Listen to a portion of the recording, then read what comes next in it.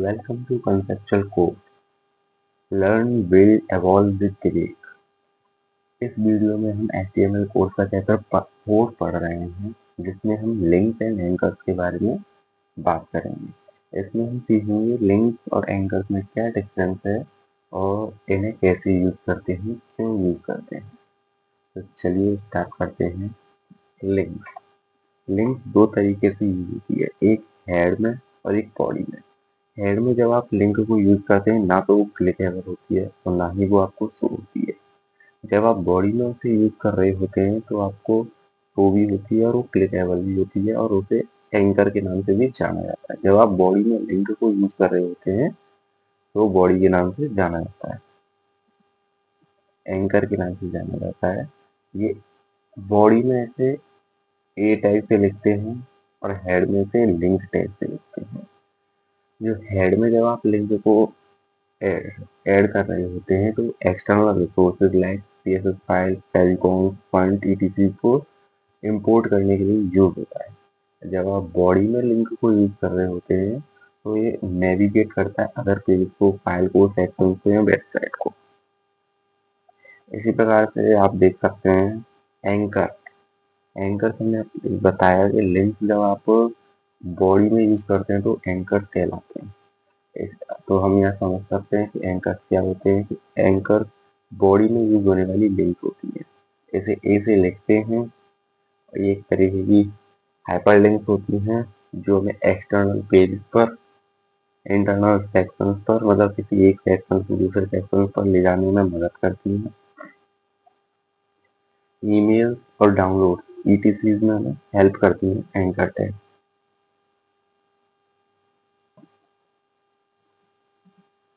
तो हम यहाँ लिंक देख लेते हैं। लिंक में क्या है, हमने यहाँ देखिए रेल दे दिया है, स्टाइल शीट। ये डिफाइन करेगा कि हम जो अभी जो URL देंगे वो CSS फाइल का होने वाला है, जो इस पेज को स्टाइल करेगा। स्टाइल शीट इसलिए लिखते हैं क्योंकि वो जो फाइल आने वाली है वो स्टाइल करने वाली शीट होगी। तो हमने style.css दे दी, जो कि हमें आउटपुट में कहीं पर होनी होगी, क्योंकि ये है हेड टैग में। हेड टैग में है तो ये आउटपुट पर मैम कहीं शो नहीं होगी। और यही हम रेल में आइकन दे दें तो हमारे वेब पेज का जो आइकन देता है उसे चेंज कर देगा अकॉर्डिंगली हमारे आइकन URL पर। मतलब जो हमारा आइकन URL है उसको हमारे वेब आइकन पर रख देगा। एंकर्स में क्या है, इसी को आप लिंक्स इन बॉडी कह सकते हैं। यहाँ हमने देखा था लिंक्स इन हेडिंग, यहाँ आप कह सकते हैं लिंक्स इन बॉडी और एंकर। तो यहाँ पे हमने एक एंकर टैग स्टार्ट किया है जिसमें हमने लिंक दी है HTTPS, जो google.com की लिंक दे दी है। टारगेट हमने ब्लैंक रखा है, ये हम बताएंगे अभी PS कोड में प्रैक्टिकल कर रहे होंगे जब हम बताएंगे टारगेट क्यों यूज होता है। और यहाँ हमने मेन टैग दे दिया जो यूजर को विजिबल होगा। मतलब ये वाला जो टैग है, ये पूरा जो टैग है इसके अंदर जो टेक्स्ट होता है ये यूजर को शो होता है और इस पर क्लिक करने से यूजर रीडायरेक्ट हो जाता है। जैसे आउटपुट में हमें ये विजिट गूगल शो होगा विद अंडरलाइन, और नॉर्मली ये ब्लू कलर का ही आता है। इस पर जब यूजर क्लिक करेगा तो वो डायरेक्टली google.com पर रीडायरेक्ट हो जाएगा। वो भी जो पेज ओपन होगा, टैब ओपन होगा, वो एक ब्लैंक होगा। यहाँ से कह सकते हो न्यू टैब या न्यू पेज ओपन होगा। VS कोड में एक बार प्रैक्टिस कर लेते हैं।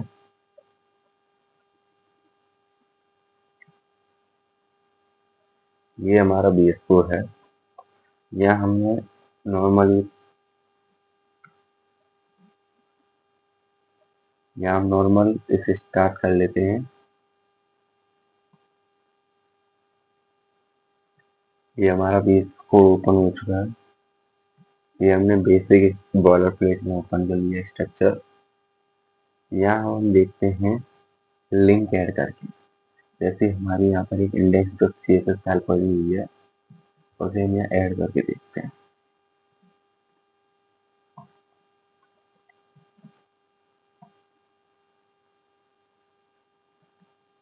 ये हमारी index.css फाइल है। इसमें हमने देखिए इससे हमें डिफाइन कर होता है कि हमारी ये एक स्टाइल शीट है जो पेज को स्टाइल करेगी, जो पेज को स्टाइल करने वाली शीट है। और ये हमारा यूआरएल है index.css। यहाँ पर ब्राउज़र से भी कोई फाइल यूज़ कर सकते हैं, जैसे हम कर लेते हैं। ये हमने अजाक्स की फाइल यूज़ करी है। यहाँ पर अजाक्स में यूज़ करी है एक, ये जो फाइल है ये हमारी क्लाउडफ्लेयर से आई हुई है। फंट और फंड्स की है ये, फंड की फाइल है, फंड CSS फाइल है। इस तरीके से हम आप अपनी नॉर्मल सेम डायरेक्टरी में उसे भी इंपोर्ट कर सकते हैं, या किसी ब्राउज़र लिंक से भी इंपोर्ट कर सकते हैं। और हम आइकन देख लेते हैं।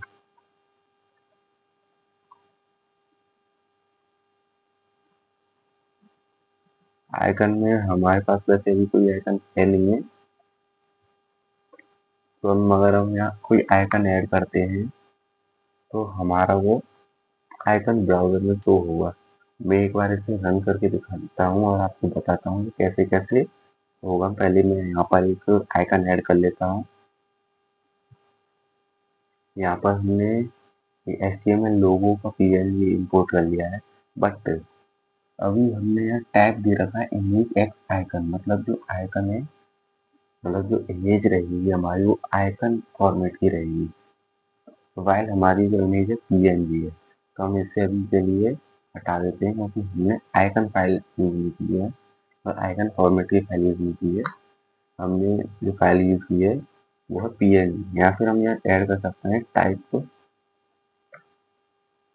इमेज प्लस PNG, मतलब PNG टाइप की फाइल है। तो हम इसे सेव करते हैं, ये हमारी सेव हो चुकी है।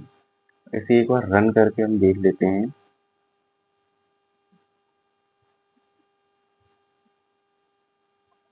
रन करने से हम आपको दिखाते हैं कि इसमें कैसे कैसे फाइल लग चुकी है। कंट्रोल देखिए हमारा डायरेक्टरी ओपन हो चुका है। अब देखिए हेड में हमने लिंक दी थी, तो हमारी इंडेक्स फाइल ये रही, index.css ये रही। और जो हमने क्लाउड पेयर की फाइल यूज करी थी, फंट की टेक्स्ट की जो CSS फाइल यूज की थी वो ये रही। और जो लिंक में हमने आइकन यूज किया था वो ये रहा। तो हम इसे हम देख सकते हैं कि ये आइकन हमें यहाँ पर शो हो रहा है। ये जो हमें आइकन शो हो रहा है HTML का, ये इसी लाइन की वजह से शो हो रहा है। और बाकी ये लाइन, ये जो फाइल्स हैं अपनी, ये हमें इम्पोर्ट हो चुकी हैं, जैसे हम यहाँ देख सकते हैं। ये अपनी index.css है जो हमने इम्पोर्ट की थी, और ये क्लाउड प्लेयर की फंट वाली CSS, ये दोनों हमने इम्पोर्ट की थी। तो ये दोनों भी आ चुकी हैं और ये हमारा आइकन लगता है सर। हम इसे एक बार रिमूव करके देख लेते हैं। हम इसे रिमूव करके देख लेते हैं।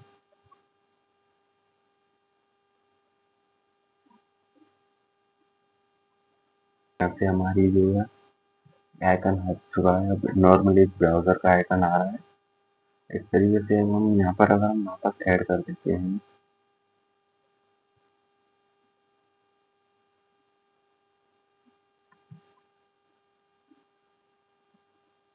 ये हमने फाइल ऐड कर दी है। यहाँ पर आइकन की फाइल थी वो हमने वापस ऐड कर दी है। यहाँ आप देख सकते हैं आइकन ऐड हो चुका है। इस तरह से हमने लिंक लगाई थी, इससे आइकन ऐड हो चुका है।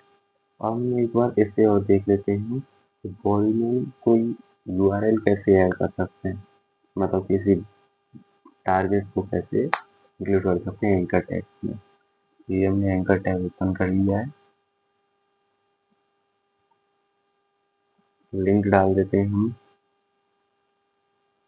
https://google.com, ये हमने लिंक डाल दी है।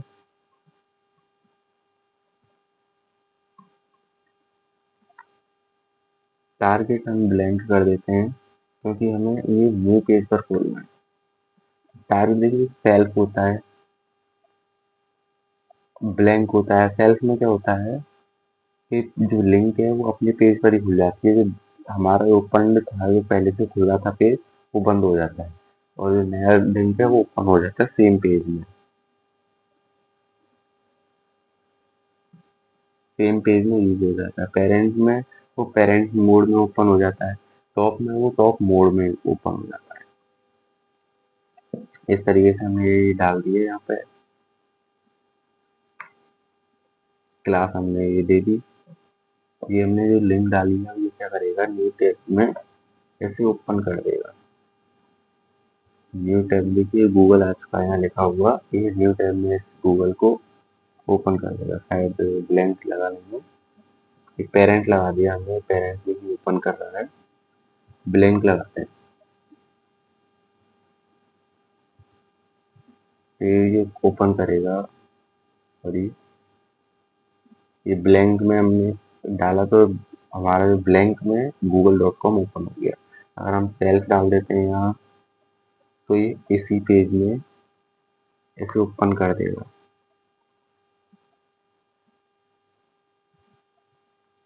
इसी पेज में देखिए ओपन हो चुका है, और वो भी इसी पेज में ओपन हो चुका है हमारा। ये इसमें हमने लिंक ऐड की है एक्सटर्नल। हम सेक्शन कैसे ऐड कर सकते हैं, उसके लिए हमें लॉन्ग पेज बना लेते हैं। जैसे कि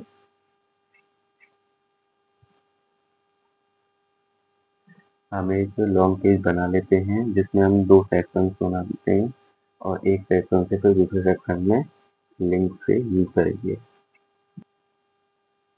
ये हमने सेक्शंस बना लिए हैं 2, एक मोड 1 है, एक मोड 2 है, जिसमें हमने आईडी दी है, इसको सेक्शन 1, एक को दिया सेक्शन 2। एक नॉर्मल टेक्स्ट लिख दिया सेक्शन 1 और सेक्शन 2, और दोनों में हमने एक एक एंकर दे दिया है। फर्स्ट को हमने दूसरे से लिंक कर दिया, मतलब जब हम इस वाले पर क्लिक करेंगे जिसमें आईडी मतलब जो लिंक है वो हैशटैग सेक्शन 2 लिखा है, तो इस पर हमें भेज देगा, इस सेक्शन पर सेक्शन 2 पर हमें भेज देगा। इस वाले पर हम जब क्लिक करेंगे तो हमें सेक्शन 1 पर हमें भेज देगा, बिकॉज हमने इसमें उसकी जो आईडी है उसे यहाँ लिख दिया है। आईडी को सीएसएस में या लिंक में जब भी लिखते हैं ऐसे, तो हैशटैग यूज करते हैं। जब भी आप ऐसे लिखो तो आप हैशटैग यूज करते हैं। Hashtag is important for define an ID of element.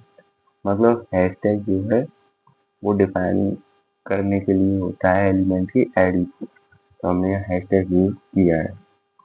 अब हम इसे एक बार रन करके देख लेते हैं। जैसे ये हमारा सेक्शन 1 है और ये हमारा सेक्शन 2 है, ये हमारा सेक्शन 2 है, तो ये हमें ये वाली लिंक जो सेक्शन 1 पर रिडायरेक्ट करेगी और ये सेक्शन 2 पर। ये हमने सेक्शन 1 पर आ चुके हैं, ये हम सेक्शन 2 पर आ चुके हैं, दोबारा सेक्शन 1 पर आ गए, सेक्शन 2 पे आ गए। इस तरीके से इंटरनल लिंक चलती हैं। तो अब हम यहाँ देख सकते हैं हमने इंटरनल लिंक और एक्सटर्नल लिंक कर लिए हैं हमने। हम एक बार एक ईमेल कर लेते हैं। जैसे हम बनाते हैं एंकर टैग ईमेल के साथ। इसमें हमें इम्पोर्टेंट रहता है जब आप किसी ईमेल को कॉल करते हैं, जैसे हम यहाँ करने वाले हैं conceptual code at the rate email .com, ये वाली ईमेल को हम भेजने वाले हैं, मतलब इस वाली ईमेल को हम कॉल करेंगे एंकर टैग से। तो इसका हमें इम्पोर्टेंट रूल रहता है कि हमें किसी भी ईमेल से पहले मेल टू लगा देना है। अगर आप मेल टू कॉलन लगा देते हो उसके बाद ईमेल कोड लिख देते हो तो हमारा ये ईमेल की तरह वर्क करेगा ब्राउजर में। जैसे अब मैं इस पर क्लिक करता हूँ तो ईमेल को ओपन कर देगा, ईमेल सेंड करने के लिए ओपन कर देगा, बिकॉज ऑफ मैंने यहाँ मेल टू लगाया। अगर आप किसी यूआरएल से पहले भी मेल टू लगा दोगे तो उसमें भी ये उस ईमेल के लिए ही ब्राउजर ओपन कर देगा। जैसे मैंने यहाँ इस पर क्लिक किया तो इसने ये ओपन कर दिया, मुझे प्रूव करवा रहा है गूगल से, माइक्रोसॉफ्ट से या आउटलुक से करना है, इस वक्त मुझे किसी से नहीं करना है। अगर आप यहाँ टेलीफोन यूज करना चाहते हैं, जैसे मैं करता हूँ 1 2 3 गो,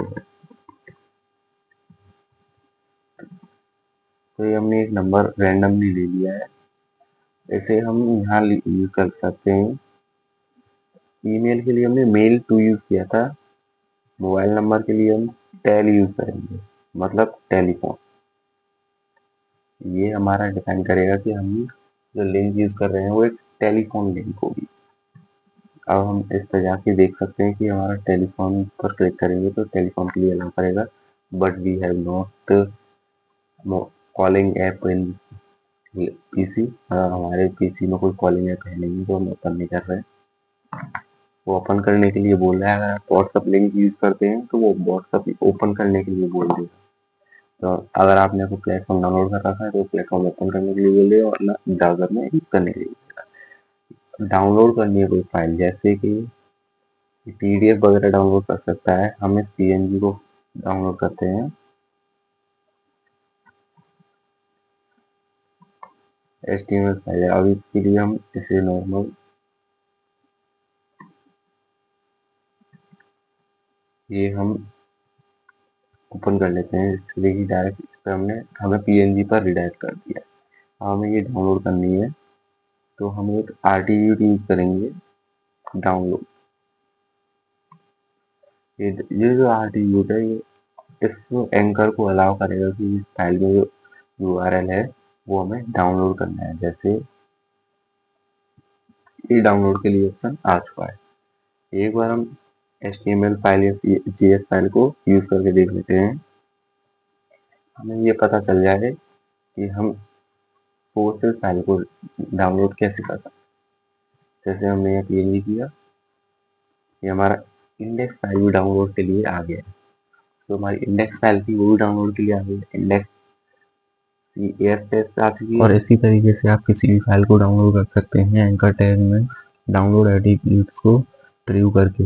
अगर आप डाउनलोड एट्रीब्यूट को फॉल्स कर देते हो तो आपकी फाइल ओपन हो जाएगी, डाउनलोड नहीं होगी। और ट्रू कर देते हो तो आपकी फाइल डाउनलोड हो जाएगी, ओपन नहीं हो पाएगी। आज हमने इस वीडियो में HTML कोर्स का चैप्टर 4 लिंक एंड एंकर पढ़ा।